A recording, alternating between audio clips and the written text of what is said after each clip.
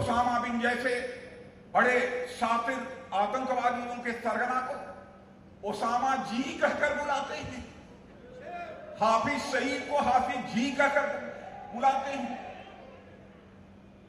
यह जो targeted mission पर अटैक हुआ था बहनों भाइयों, सदमा ऐसे ही लोगों को पहुंचा होगा, और हिंदुस्तान किसी भी हिंदुस्तानी को सदमा नहीं पहुंचा होगा। मैं यह कहना चाहता हूं, आतंकवाद का सवाल है, चाहे भारत के मान सम्मान स्वाभिमान का सवाल है, हिंदुस्तान के सारे राजनीतिक पार्टियों को, सारी जनता को, सारे भेदभाव को भुलाकर उसके खिलाफ एकजुट खड़ा होना चाहिए। और बहनों भाइयों, समय समय पर भारत ने यही काम किया। और मैं यह भी बताना चाहता हूं कि बहनों भाइयों, पिछले 5 वर्षों में 3 बार अपनी सीमा के बाहर जाकर हम लोगों ने एयर स्ट्राइक कर कामयाबी हासिल की है। 2 को तो मैं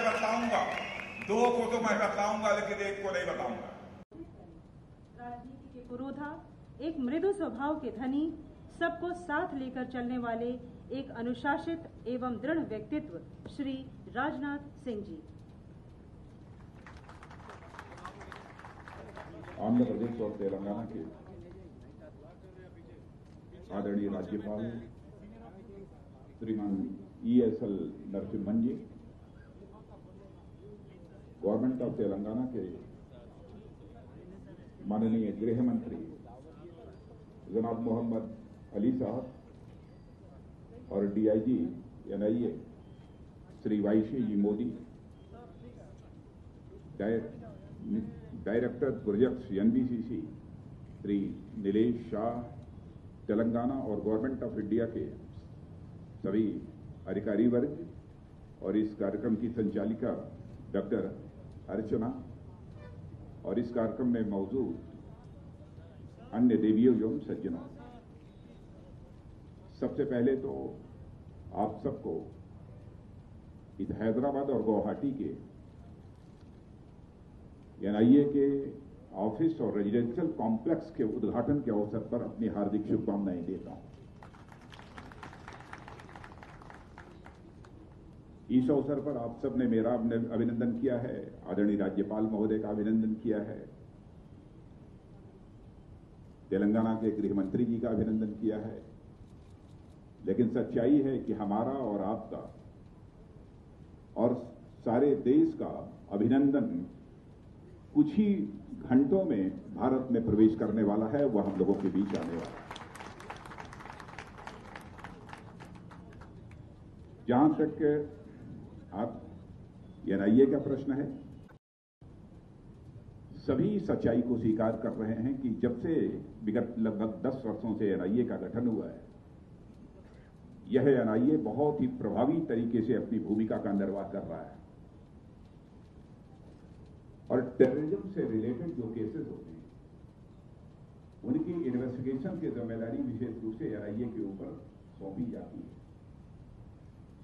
टेररिज्म का जहां तक प्रश्न है, मैं मानता हूं कि भारत के लिए ही नहीं बल्कि सारे विश्व के लिए यह एक बहुत बड़ी चुनौती है और हम सबके लिए प्रसन्नता का विषय है कि इस टेररिज्म के प्रश्न पर दुनिया के सारे देश इस समय एक मंच पर आ रहे हैं और सभी का यह मानना है कि टेररिज्म के खिलाफ एक निर्णायक लड़ाई लड़ी जानी चाहिए और दुनिया के सारे देश इस मामले में एकजुट हो रहे हैं। टेररिज्म का जहां तक प्रश्न है, टेररिज्म को किसी कास्ट, क्रीड अथवा रिलीजन के दायरे में नहीं बांधा जा सकता। टेररिस्ट किसी भी कास्ट का हो सकता है, किसी भी कौम का हो सकता है, लेकिन कभी कभी कुछ लोग ऐसे होते हैं कि उसको किसी रिलीजन से ही जोड़ने की कोशिश करते हैं और मैं यह मानता हूं कि इसे कदापि उचित नहीं ठहराया जा सकता। और आपने देखा कि अभी आज के कुछ ही दिनों पहले 14 फरवरी को आतंकवादियों ने कश्मीर में, पुलवामा में हमारे बहादुर CRPF के जवानों पर किस तरीके से फिराइन हमला करके उनकी किलिंग्स की है, इसकी भी आपको ही नहीं बल्कि सारी दुनिया को जानकारी है। लेकिन हमारी सरकार ने भी दृढ़ता के साथ, हमारे प्रधानमंत्री ने दृढ़ता के साथ यह फैसला किया कि अब वो समय आ गया है कि आतंकवाद की निर्णायक जंग होनी चाहिए और इस आतंकवाद का हिंदुस्तान की धरती से सफाया होना चाहिए। और मुझे आप सबको बतलाते हुए यह बेहद खुशी हो रही है कि अब दुनिया की इस्लामिक कंट्रीज का भी हमें भरपूर समर्थन प्राप्त हो रहा है। इस समय 1 तारीख को ऑर्गेनाइजेशन ऑफ इस्लामिक कोऑपरेशन इस समय बैठक चल रही है। समाचार पत्रों के माध्यम से आप सबको भी जानकारी प्राप्त हुई होगी। इस ऑर्गेनाइजेशन ऑफ इस्लामिक कोऑपरेशन ने पहली बार भारत के विदेश मंत्री को गेस्ट ऑफ ऑनर के रूप में आमंत्रित किया है इस सम्मेलन। और मैं अपने देश के बारे में भी कहना चाहूंगा, इस आतंकवाद के खिलाफ चाहे किसी भी हिंदू हो, मुसलमान हो, ईसाई हो, पारसी हो, सभी एकजुट होकर खड़े हुए। पुलवामा में जो कुछ भी हुआ उसका दर्द हर हिंदुस्तानी को हुआ, चाहे वह किसी भी कौम का क्यों न रहा हो, सबको उसका दर्द हुआ। और मैं कह सकता हूं कि एनआईए टेररिज्म के मामलों की जो जांच करती है, विगत कुछ वर्षों में हमारे रिस्पांस में एक स्ट्रेटेजिक चेंज हमको देखने को मिलता है। और जो स्ट्रेटेजिक चेंज हमको देखने को मिलता है उसके लिए गवर्नमेंट की पॉलिसीज और साथ ही साथ एनआईए की प्रमुख भूमिका एक महत्वपूर्ण का कारक है, ऐसा मैं मानता हूं। और मैं इसका विशेष श्रेय यदि मुझे देना होगा तो इसका विशेष श्रेय मैं एनआईए को देना चाहता हूं। एनआईए के सारे अधिकारी और सारे कर्मियों को मैं देना चाहता हूं।